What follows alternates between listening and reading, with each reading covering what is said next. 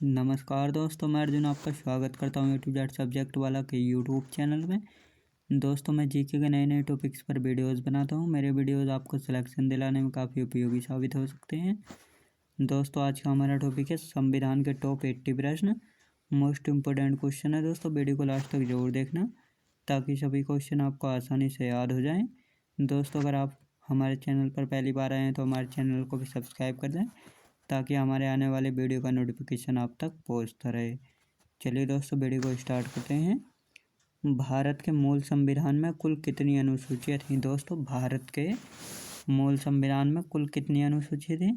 तो 8 अनुसूचियाँ थीं और वर्तमान में 12 अनुसूचियाँ हैं, याद रखेंगे। मूल संविधान में कुल कितने अनुच्छेद और कितनी अनुसूचियाँ? दोस्तों, मूल संविधान में कुल कितने अनुच्छेद और कितनी अनुसूचियाँ हैं? तो 395 अनुच्छेद पे 8 अनुसूचियाँ हैं, याद रखेंगे। भारतीय संविधान का कौन सा भाग संविधान की आत्मा कहलाता है? दोस्तों, भारतीय संविधान का कौन सा भाग संविधान की आत्मा कहलाता है? इसका सही आंसर होगा उद्देशिका या प्रस्तावना जो है संविधान की आत्मा कहलाती है, याद रखेंगे। किस संशोधन के द्वारा भारतीय संविधान की उद्देशिका में संशोधन किया गया? दोस्तों, किस संशोधन के द्वारा भारतीय संविधान की उद्देशिका में संशोधन किया गया था? 42वें संविधान संशोधन के द्वारा संविधान की उद्देशिका में संशोधन किया गया था, याद रखेंगे। भारतीय संविधान किस प्रकार की नागरिकता प्रदान करता है? दोस्तों, भारतीय संविधान किस प्रकार की नागरिकता प्रदान करता है? एकल नागरिकता प्रदान करता है, याद रखेंगे। अगला क्वेश्चन देखते हैं। भारत संविधान में एकल नागरिकता का प्रावधान किस देश से लिया गया है? दोस्तों, भारत संविधान में एकल नागरिकता का प्रावधान किस देश से लिया गया है? तो ब्रिटेन देश से लिया गया, याद रखेंगे। संविधान किस अनुच्छेद के अंतर्गत अस्पृश्यता का उन्मूलन किया गया? दोस्तों, संविधान के किस अनुच्छेद के अंतर्गत अस्पृश्यता का उन्मूलन किया गया है? राइट आंसर जाएगा इसका अनुच्छेद 17 में अस्पृश्यता का उन्मूलन किया गया है, याद रखेंगे। राज्य के नीति निर्देशक सिद्धांतों में कौन सा अनुच्छेद अंतर्राष्ट्रीय शांति और सुरक्षा संवर्धन से संबंधित है? राइट आंसर जाएगा इसका अनुच्छेद 51, याद रखेंगे दोस्तों। अनुच्छेद 51 के अंतर्गत अंतर्राष्ट्रीय शांति और सुरक्षा के संबंध से संबंधित है, याद रखेंगे। भारत के राष्ट्रपति को उसके कार्यकाल की समाप्ति से पूर्व किस प्रकार पद से हटाया जा सकता है? दोस्तों, भारत के राष्ट्रपति को उसके कार्यकाल की समाप्ति से पहले किस प्रकार से पद से हटाया जा सकता है? राइट आंसर जाएगा महाभियोग के द्वारा राष्ट्रपति को उसके कार्यकाल की समाप्ति से पहले हटाया जा सकता है, याद रखेंगे।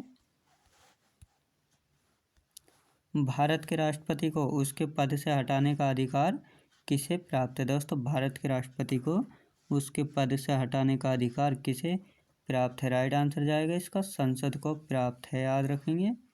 अनुच्छेद 61 के अंतर्गत राष्ट्रपति पर महाभियोग संसद के किस सदन द्वारा प्रारंभ किया जा सकता है? याद रखेंगे दोस्तों, संसद के किसी भी सदन के द्वारा महाभियोग संसद के किसी भी सदन के द्वारा प्रारंभ किया जा सकता है, याद रखेंगे। राज्यसभा का सभापति कौन होता है? दोस्तों, राज्यसभा का सभापति कौन होता है? राइट आंसर जाएगा इसका उपराष्ट्रपति जो है राज्यसभा का सभापति होता है, याद रखेंगे। अगला क्वेश्चन, भारत का राष्ट्रपति अपना त्यागपत्र किसको संबोधित करके देता है? दोस्तों, भारत का राष्ट्रपति अपना त्यागपत्र किसको संबोधित करके देता है? याद रखेंगे, उपराष्ट्रपति को संबोधित करके अपना त्यागपत्र देता है, याद रखेंगे। अगला क्वेश्चन, केंद्र सरकार का प्रमुख कौन होता है? दोस्तों, केंद्र सरकार का प्रमुख कौन होता है? राइट आंसर जाएगा प्रधानमंत्री, याद रखेंगे। प्रधानमंत्री जो है केंद्र सरकार का प्रमुख होता है, याद रखेंगे। अगला क्वेश्चन देखते हैं। भारत का प्रधानमंत्री बनने के लिए न्यूनतम आयु कितने वर्ष होनी चाहिए? दोस्तों, भारत का प्रधानमंत्री बनने के लिए न्यूनतम आयु कितने वर्ष होनी चाहिए? सही जवाब होगा 25 वर्ष होनी चाहिए, याद रखेंगे। अगला क्वेश्चन देखते हैं। संविधान के किस अनुच्छेद में मंत्रिमंडल शब्द का प्रयोग किया गया है? दोस्तों, संविधान के किस अनुच्छेद में मंत्रिमंडल शब्द का प्रयोग किया गया है? सही जवाब होगा अनुच्छेद 352 के 3 में मंत्रिमंडल शब्द का प्रयोग किया गया है, याद रखेंगे। भारत का सर्वोच्च विधि अधिकारी कौन होता है? दोस्तों भारत का सर्वोच्च विधि अधिकारी कौन होता है? तो दोस्तों राइट आंसर जाएगा इसका भारत का महान्यायवादी, याद रखेंगे। तो भारत का महान्यायवादी जो है भारत का सर्वोच्च अधिकारी होता है, याद रखेंगे। अगला क्वेश्चन, भारतीय संविधान के किस अनुच्छेद के अंतर्गत धन विधेयक को परिभाषित किया गया है? दोस्तों संविधान के किस अनुच्छेद के अंतर्गत धन विधेयक को परिभाषित किया गया? अनुच्छेद 110 के अंतर्गत धन विधेयक को परिभाषित किया गया है, याद रखेंगे। अगला क्वेश्चन देखते हैं,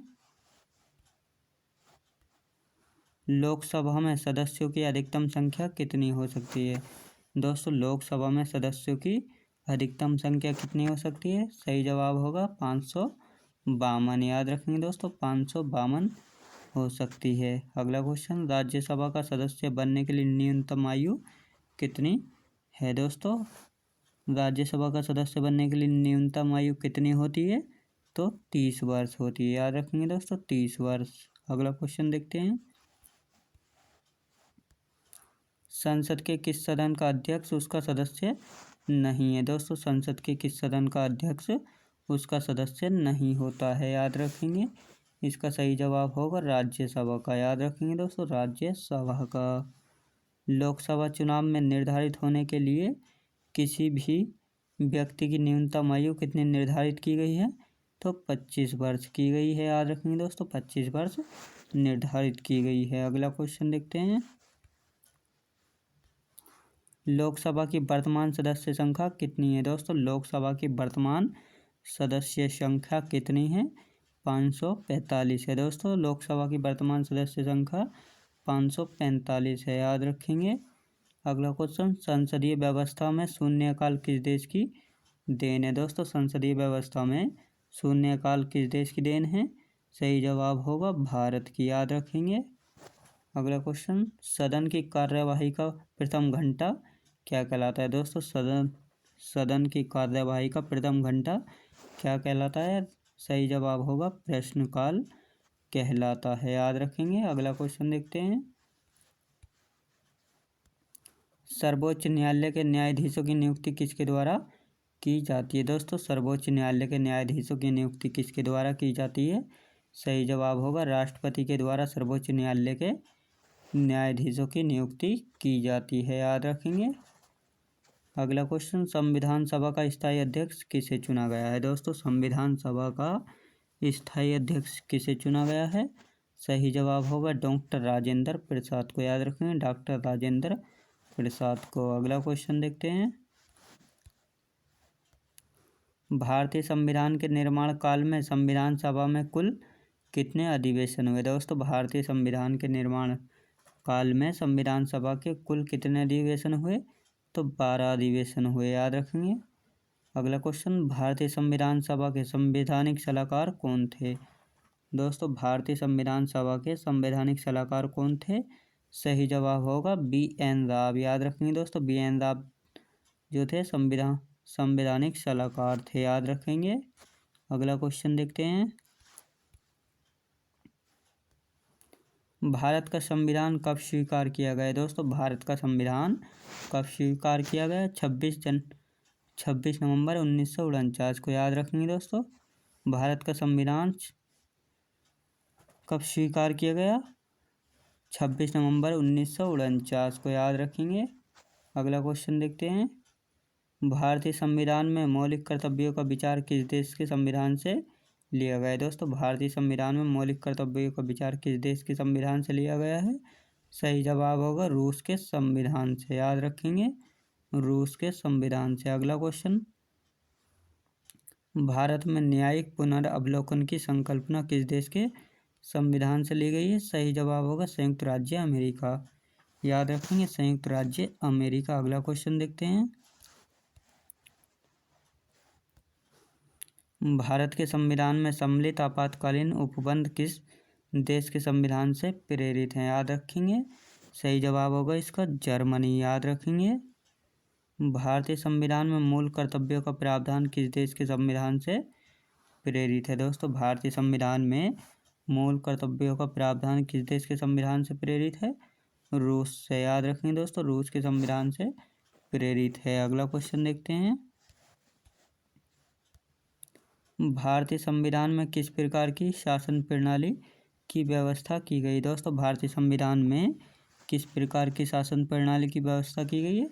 संसदात्मक। याद रखेंगे दोस्तों, संसदात्मक प्रणाली की व्यवस्था की गई है। अगला क्वेश्चन, नीति निर्देशक तत्वों तथा मूल अधिकारों को संविधान की आत्मा किसने कहा है? दोस्तों, नीति निर्देशक तत्वों तथा मूल अधिकारों को संविधान की आत्मा किसने कहा है? ग्रेनविल ऑस्टिन ने। याद रखेंगे दोस्तों, ग्रेनविल ऑस्टिन ने। देखते हैं, संविधान के प्रथम अनुच्छेद के अनुसार भारत होगा। दोस्तों, संविधान के प्रथम अनुच्छेद के अनुसार भारत होगा। सही जवाब होगा राज्यों का संघ। याद रखेंगे दोस्तों, राज्यों का संघ। अगला क्वेश्चन देखते हैं, भाषाई आधार पर भारत में सर्वप्रथम किस राज्य का गठन किया गया है? दोस्तों, भाषाई आधार पर भारत में सर्वप्रथम किस राज्य का गठन किया गया था? सही जवाब होगा आंध्र प्रदेश का। याद रखेंगे दोस्तों, आंध्र प्रदेश। अगला क्वेश्चन देखते हैं, भारत से बाहर लगातार कितने वर्षों तक रहने पर भारतीय नागरिकता समाप्त कर दी जाएगी? दोस्तों, भारत से बाहर लगातार कितने वर्षों तक रहने पर भारतीय नागरिकता समाप्त कर दी जाएगी? सही जवाब होगा 7 वर्ष। याद रखेंगे दोस्तों, 7 वर्ष। अगला क्वेश्चन देखते हैं, भारतीय संविधान का कौन सा अनुच्छेद विधि के समक्ष समता का अधिकार से संबंधित है? सही जवाब होगा अनुच्छेद 14। याद रखेंगे। अगला क्वेश्चन देखते हैं, भारतीय संविधान के किस अनुच्छेद में वाक एवं अभिव्यक्ति की स्वतंत्रता के मूल अधिकार का प्रावधान किया गया है? अनुच्छेद 19 में। दोस्तों, अनुच्छेद 19 में वाक एवं अभिव्यक्ति की स्वतंत्रता के मूल अधिकार का प्रावधान किया गया है। अगला क्वेश्चन देखते हैं, मौलिक अधिकारों का संरक्षक कौन है? दोस्तों, मौलिक अधिकारों का संरक्षक कौन है? सही जवाब होगा न्यायपालिका। याद रखेंगे। अगला क्वेश्चन देखते हैं, व्यक्तिगत स्वतंत्रता के अधिकार के लिए कौन सी याचिका दायर की जा सकती है? दोस्तों, व्यक्तिगत स्वतंत्रता के अधिकार के लिए कौन सी याचिका दायर की जा सकती है? सही जवाब होगा बंदी प्रत्यक्षीकरण। याद रखेंगे दोस्तों, बंदी प्रत्यक्षीकरण याचिका दायर की जा सकती है। याद रखेंगे। अगला क्वेश्चन देखते हैं, भारतीय संविधान के किस भाग में मौलिक कर्तव्य उल्लेखित हैं? दोस्तों, भारतीय संविधान के किस भाग में मौलिक कर्तव्य उल्लेखित हैं? भाग 4 के ए में। याद रखेंगे। अगला क्वेश्चन देखते हैं, भारत के राष्ट्रपति चुनाव में उत्पन्न विवाद का निपटारा कौन करता है? सही जवाब होगा सर्वोच्च न्यायालय। याद रखेंगे दोस्तों, सर्वोच्च न्यायालय करता है। अगला क्वेश्चन, भारतीय संविधान का कौन सा अनुच्छेद राष्ट्रपति पद के लिए पुनर्निर्वाचन की पात्रता निर्धारित करता है? दोस्तों, भारतीय संविधान का कौन सा अनुच्छेद राष्ट्रपति पद के लिए पुनर्निर्वाचन की पात्रता निर्धारित करता है? अनुच्छेद 57 राष्ट्रपति पद के लिए पुनर्निर्वाचन की पात्रता निर्धारित करता है। याद रखेंगे। अगला क्वेश्चन देखते हैं, सर्वोच्च न्यायालय के न्यायाधीश को उसके पद से हटाने का अधिकार किसे प्राप्त है? सही जवाब होगा राष्ट्रपति को। दोस्तों, सर्वोच्च न्यायालय के न्यायाधीश को उसके पद से हटाने का अधिकार राष्ट्रपति को प्राप्त है। याद रखेंगे। अगला क्वेश्चन देखते हैं, लोकसभा और राज्यसभा का संयुक्त अधिवेशन किसके द्वारा आहूत किया गया है? लोकसभा और राज्यसभा का संयुक्त अधिवेशन किसके द्वारा आहूत किया जाता है? सही जवाब होगा राष्ट्रपति के द्वारा। याद रखेंगे, राष्ट्रपति के द्वारा। अगला क्वेश्चन देखते हैं, वित्त आयोग की नियुक्ति कौन करता है? दोस्तों, वित्त आयोग की नियुक्ति कौन करता है? तो राष्ट्रपति करता है। याद रखेंगे। वित्त आयोग की नियुक्ति जो है राष्ट्रपति करता है। अगला क्वेश्चन देखते हैं, किस सदन की अध्यक्षता ऐसे व्यक्ति द्वारा की जाती है जो उस सदन का सदस्य नहीं होता है। याद रखेंगे दोस्तों, सही जवाब होगा राज्यसभा। प्रधानमंत्री की नियुक्ति किसके द्वारा की जाती है दोस्तों? प्रधानमंत्री की नियुक्ति किसके द्वारा की जाती है? सही जवाब होगा राष्ट्रपति के द्वारा की जाती है। याद रखेंगे। अगला क्वेश्चन देखते हैं। संसदीय शासन व्यवस्था वास्तविक कार्यपालिका शक्ति किसके अधीन है दोस्तों? संसदीय शासन व्यवस्था में वास्तविक कार्यपालिका शक्ति किसके अधीन है? प्रधानमंत्री के अधीन है। याद रखेंगे दोस्तों, प्रधानमंत्री के अधीन है। अगला क्वेश्चन देखते हैं। भारत सरकार को कानूनी विषयों पर परामर्श कौन देता है? सही जवाब होगा महान्यायवादी। याद रखेंगे दोस्तों, महान्यायवादी को अटॉर्नी जनरल भी कहा जाता है। अगला क्वेश्चन देखते हैं। लोकसभा अध्यक्ष अपना त्यागपत्र किसे सौंपता है दोस्तों? लोकसभा अध्यक्ष अपना त्यागपत्र किसे सौंपता है? सही जवाब होगा लोकसभा उपाध्यक्ष को। याद रखेंगे दोस्तों, लोकसभा उपाध्यक्ष को अपना त्यागपत्र सौंपता है। अगला क्वेश्चन। राज्यसभा की अधिकतम निर्धारित सदस्य संख्या कितनी है दोस्तों? राज्यसभा की अधिकतम निर्धारित सदस्य संख्या कितनी है? 250। याद रखेंगे 250। अगला क्वेश्चन देखते हैं। एक वर्ष में लोकसभा के कम से कम कितने सत्र बुलाए जाते हैं दोस्तों? एक वर्ष में लोकसभा के कम से कम कितने सत्र बुलाए जाते हैं? सही जवाब होगा 2 सत्र बुलाए जाते हैं। अगला क्वेश्चन।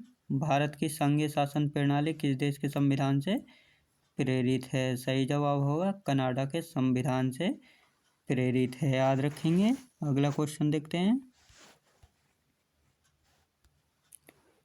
आपात उपबंध आपातकाल में किसी राज्य की विधानसभा की अवधि बढ़ाई जा सकती है दोस्तों? आपात उपबंध आपातकाल में किसी राज्य विधानसभा की अवधि बढ़ाई जा सकती है। सही जवाब होगा संसद के द्वारा। याद रखेंगे। अगला क्वेश्चन।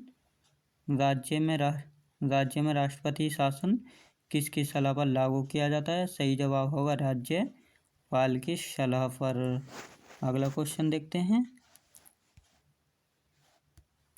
राष्ट्रपति शासन अधिकतम कितनी अवधि तक लगाया जा सकता है? सही जवाब होगा 3 वर्ष तक लगाया जा सकता है।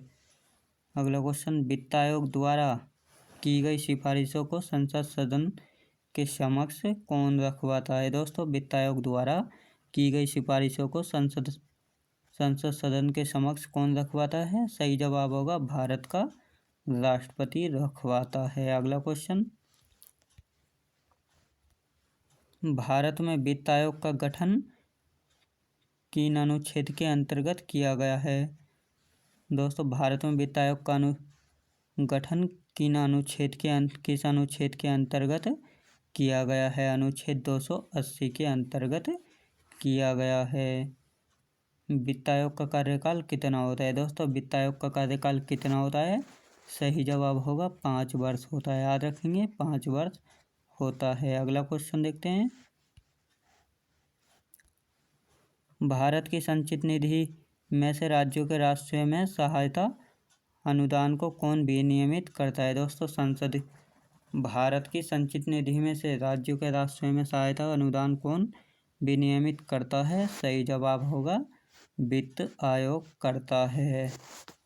नीति आयोग का अध्यक्ष कौन होता है दोस्तों? नीति आयोग का अध्यक्ष कौन होता है?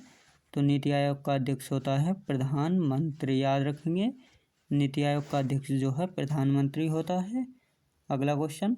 भारत के मुख्य निर्वाचन आयुक्त की पदावधि क्या है? 6 वर्ष या 65 वर्ष की आयु तक। याद रखेंगे। अगला क्वेश्चन देखते हैं। भारत के मुख्य चुनाव आयुक्त किसके द्वारा नियुक्त किया जाता है दोस्तों? भारत के मुख्य चुनाव आयुक्त को किसके द्वारा नियुक्त किया जाता है? सही जवाब होगा राष्ट्रपति के द्वारा नियुक्त किया जाता है। अगला क्वेश्चन देखते हैं। राज्य मानवाधिकार आयोग का अध्यक्ष कौन होता है दोस्तों? राज्य मानवाधिकार का आयोग का अध्यक्ष कौन होता है? उच्च न्यायालय का सेवानिवृत्त मुख्य न्यायाधीश होता है। याद रखेंगे। अगला क्वेश्चन देखते हैं। संविधान संशोधन का का प्रावधान किस अनुच्छेद के अंतर्गत किया गया है? दोस्तों, संविधान संशोधन का प्रावधान किस अनुच्छेद के अंतर्गत किया गया है? सही जवाब होगा अनुच्छेद 368 के अंतर्गत किया गया है। अगला क्वेश्चन, किस संविधान संशोधन अधिनियम के द्वारा लघु संविधान कहा जाता है? दोस्तों, किस संविधान संशोधन अधिनियम को लघु संविधान कहा जाता है? 42वें संविधान संशोधन को लघु संविधान भी कहा जाता है। अगला क्वेश्चन देखते हैं, दिल्ली राष्ट्रीय राजधानी क्षेत्र किस संविधान संशोधन द्वारा बना है? सही जवाब होगा 69वें संविधान के द्वारा बना है। अगला क्वेश्चन देखते हैं, भारतीय संविधान में 9वीं अनुसूची कब जोड़ी गई? दोस्तों, भारतीय संविधान में 9वीं अनुसूची कब जोड़ी गई? प्रथम संविधान संशोधन 1951 के द्वारा जोड़ी गई थी, याद रखेंगे। अगला क्वेश्चन देखते हैं, भारतीय संविधान में राज्य के नीति निर्देशक तत्वों की संकल्पना किस देश के संविधान से अभिप्रेरित है? सही जवाब होगा आयरलैंड के संविधान से, याद रखेंगे। अगला क्वेश्चन, भारतीय संविधान में संवैधानिक संशोधन का प्रावधान किस देश से लिया गया है? सही जवाब होगा दक्षिण अफ्रीका से लिया गया है। अगला सवाल देखते हैं, शक्तिशाली केंद्र के साथ भारत की संघात्मक व्यवस्था किस देश के संविधान से प्रेरित है? सही जवाब होगा कनाडा के देश से संबंधित है। सही जवाब कनाडा देश से संबंधित है। अगला क्वेश्चन देखते हैं, भारत के संविधान में सम्मिलित समवर्ती सूची किस देश से ली गई है? सही जवाब होगा ऑस्ट्रेलिया देश से ली गई है। अगला क्वेश्चन, भारतीय संघ में नए राज्य के गठन का प्रावधान किस अनुसूची में किया गया है? सही जवाब होगा प्रथम अनुसूची में किया गया है। अगला क्वेश्चन देखते हैं, संविधान में हमारे राष्ट्र का उल्लेख किन नामों से किया गया है? दोस्तों, संविधान में हमारे राष्ट्र का उल्लेख किन नामों से किया गया है? सही जवाब होगा इंडिया डेट इज भारत, अर्थात भारत और इंडिया। अगला क्वेश्चन देखते हैं, संविधान सभा में उद्देश्य प्रस्ताव कब प्रस्तुत किया गया था? 13 दिसंबर 1946 को। अगला क्वेश्चन देखते हैं, समाजवादी, अखंडता तथा पंथनिरपेक्ष शब्द संविधान की प्रस्तावना में किस संशोधन द्वारा सम्मिलित किए गए हैं? 42वें संशोधन के द्वारा सम्मिलित किए गए हैं। दोस्तों, मैं उम्मीद करता हूँ आपको वीडियो की क्वालिटी, कंटेंट वगैरह पसंद आया होगा। पसंद आया तो लाइक, शेयर और सब्सक्राइब करना बिल्कुल भी ना भूलें। साथ ही अगर आप हमारे चैनल पर पहली बार आए हैं तो हमारे चैनल को भी सब्सक्राइब कर लें, ताकि हमारे आने वाले वीडियो का नोटिफिकेशन आप तक पहुँचता रहे। चलिए दोस्तों, मिलते हैं नेक्स्ट वीडियो में।